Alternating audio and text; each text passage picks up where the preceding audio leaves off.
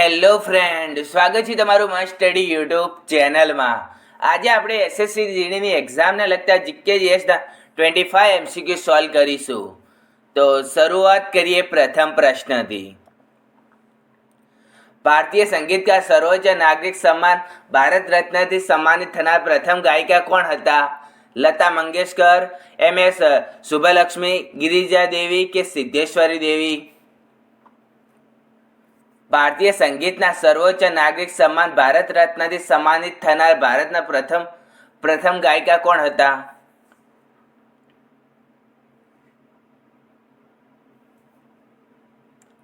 તો સાચો જવાબ છે MS સુબ્બલક્ષ્મી, જે ભારતીય સંગીતના સર્વોચ્ચ નાગરિક સન્માનથી ભારત રત્નથી સન્માનિત થનાર પ્રથમ ગાયિકા હતા. જ્યારે મેન્ડલિફને પોતાનું કાર્ય શરૂ કર્યું ત્યારે તે કેટલા તત્વો જાણીતા હતા? 36, 29, 63 કે 47?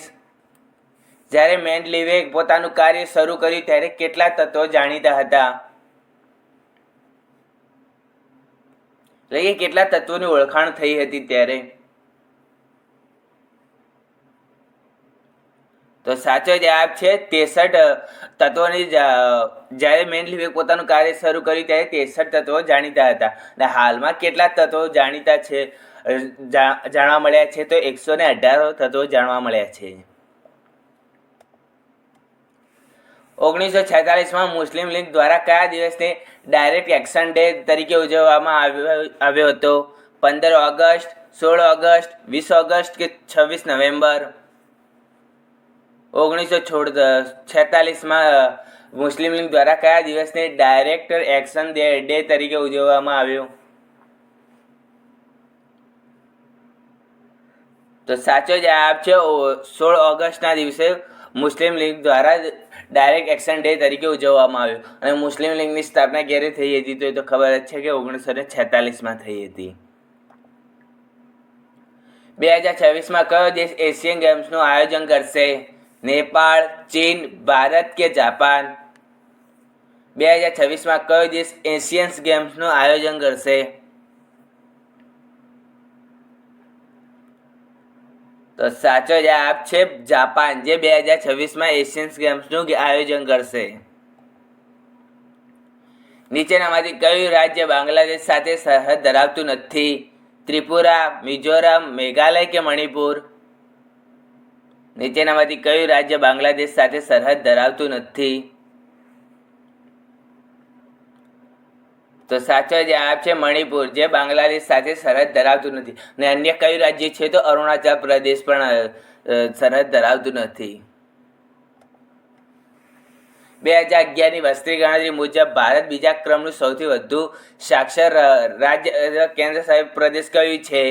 કેરળ, લક્ષદ્વીપ, મિઝોરમ કે ગોવા? બીજા ક્રમનું સૌથી વધુ સાક્ષર રાજ્ય કેન્દ્ર પ્રદેશ કયું છે 2011ની વસ્તી ગણતરી પ્રમાણે?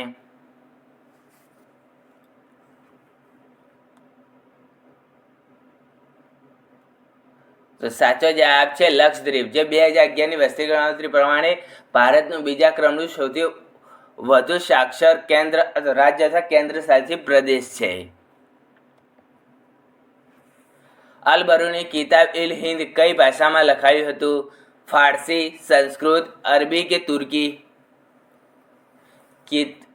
અલ બરૂનું કિતાબ ઇલ હિન્દ કઈ ભાષામાં લખાયું હતું? તો સાચો જવાબ છે અરબી ભાષામાં લખાયું હતું કિતાબ ઇલ હિન્દ. બંધારણના કયા સુધારા અધિનિયમ દ્વારા ભારતમાં જીએસટી સિસ્ટમમાં જરૂરી જોગવાઈઓ કરવામાં આવી છે?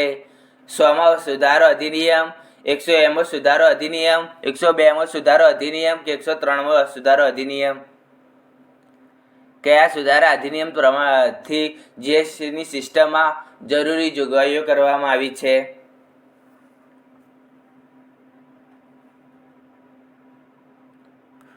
તો સાચો જવાબ છે 101મો સુધારા અધિનિયમ પ્રમાણમાં જીએસટીની સિસ્ટમમાં જરૂરી જોગવાઈઓ કરવામાં આવી છે. અમૃતસરની સંધિ ક્યારે થઈ હતી? 1825માં, 1809માં, 1848માં કે 1844માં? અમૃતસરની સંધિ ક્યારે થઈ હતી?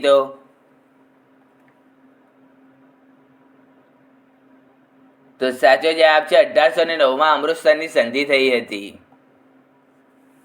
ભારતીય વીમા નિયમનકારી અને વિકાસ સત્તામંડળના નવા અધ્યક્ષ તરીકે કોની નિમણૂક કરવામાં આવી છે?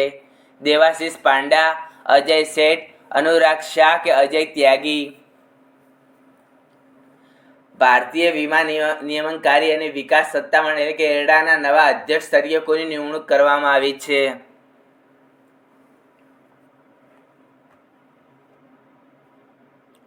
તો સાચો જવાબ છે અજય શેઠની નિમણૂક કરવામાં આવી છે ભારતીય વીમા નિયમનકારી અને વિકાસ સત્તામંડળના નવા અધ્યક્ષ તરીકે. નહેરુ ટ્રોફી કઈ રમત સાથે સંબંધિત છે? ક્રિકેટ, ફૂટબોલ, હોકી કે બોટ રેસ?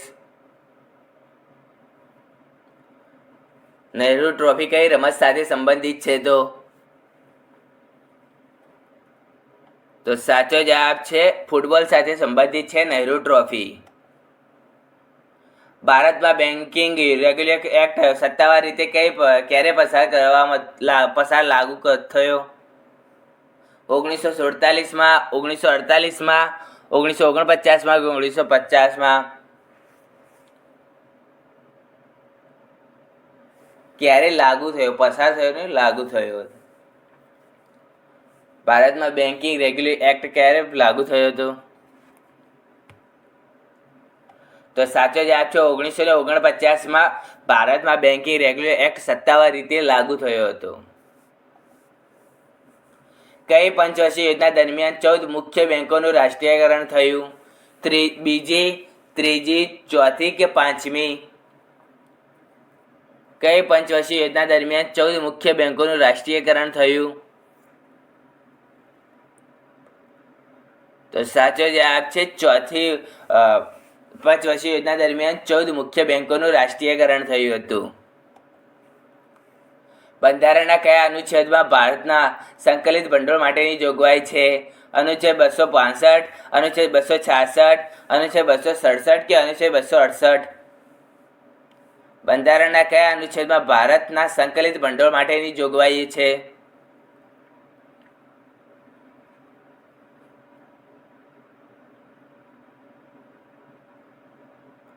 તો સાચો જવાબ છે અનુચ્છેદ 266માં ભારતમાં સંકલિત ભંડોળ માટેની જોગવાઈ છે.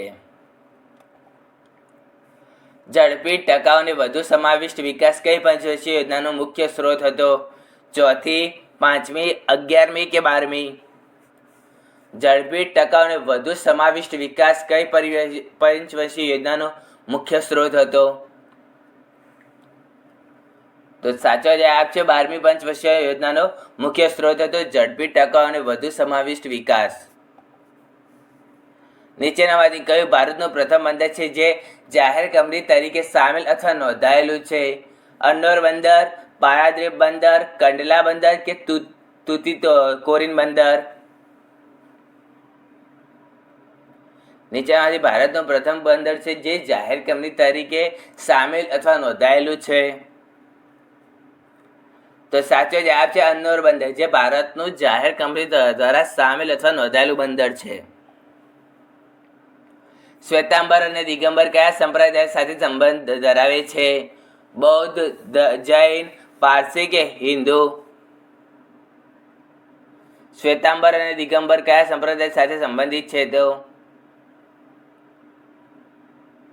તો સાચો જવાબ છે જૈન ધર્મ સાથે સંબંધિત છે શ્વેતાંબર અને દિગંબર. તાજેતરમાં એસબીઆઈના નવા મેનેજિંગ ડિરેક્ટર તરીકે કોની નિમણૂક કાર્યભાર સંભાળ્યો છે? રામ મોહન રાવ અમારા, રાણા આશુતોષ કુમારસિંહ, રવિ રંજનસિંહ કે દિનેશ કુમાર ખારા? તાજેતરમાં એસબીઆઈના નવા મેનેજિંગ ડિરેક્ટર તરીકે એમડી તરીકે કોની નિમણૂક કોણે કાર્યભાર સંભાળ્યો છે?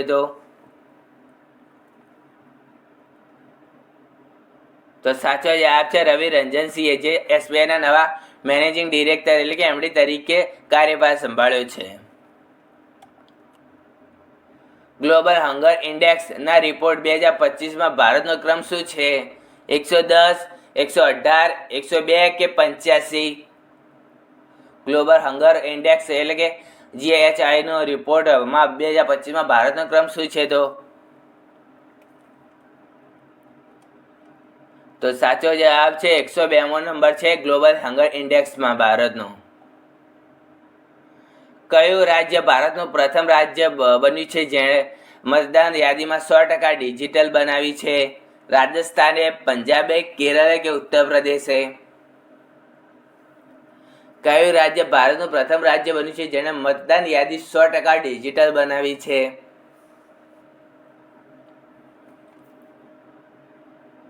તો સાચો જવાબ છે રાજસ્થાન, જેને મતદાન યાદી 100% ડિજિટલ બનાવી છે, જે ભારતનું પ્રથમ રાજ્ય બન્યું છે.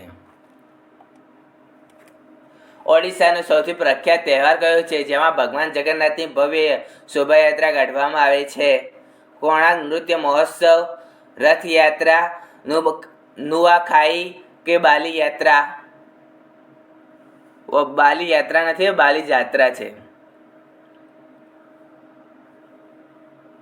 ઓડિશાનો સૌથી પ્રખ્યાત તહેવાર કયો છે જેમાં ભગવાન જગન્નાથની ભવ્ય શોભાયાત્રા કાઢવામાં આવે છે? તો સાચો જવાબ છે રથયાત્રા, જેમાં ભગવાન જગન્નાથની ભવ્ય શોભાયાત્રા કાઢવામાં આવે છે, જે ઓડિશાનો પ્રખ્યાત તહેવાર છે. ઇન્ટરનેશનલ એમેચ્યોર એથ્લેટિક ફેડરેશનની સ્થાપના ક્યારે થઈ હતી? 1910માં, 1912માં, 1913માં કે 1920માં?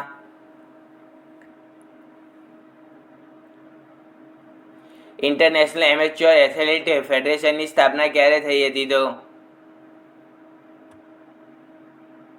તો સાચો જવાબ છે 1912માં ઇન્ટરનેશનલ એમેચ્યોર એથ્લેટિક ફેડરેશનની સ્થાપના થઈ હતી.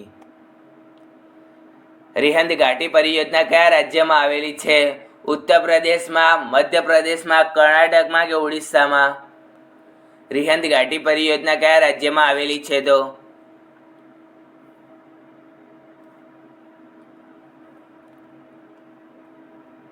તો સાચો જવાબ છે ઉત્તર પ્રદેશમાં આવેલી છે રિહંદ ઘાટી પરિયોજના. જીઓલોજિકલ સર્વે ઓફ ઇન્ડિયાનું વડુ મથક ક્યાં આવેલું છે? સુરતમાં, પુણેમાં, અમદાવાદમાં કે કોલકાતામાં? જીઓલોજિકલ સર્વે ઓફ ઇન્ડિયાનું વડુ મથક ક્યાં આવેલું છે?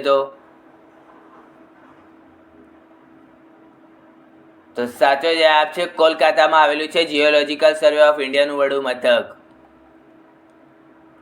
સેવન સિસ્ટર ધોધ ક્યાં આવેલો છે? ત્રિપુરામાં, આસામમાં, સિક્કિમમાં કે મેઘાલયમાં?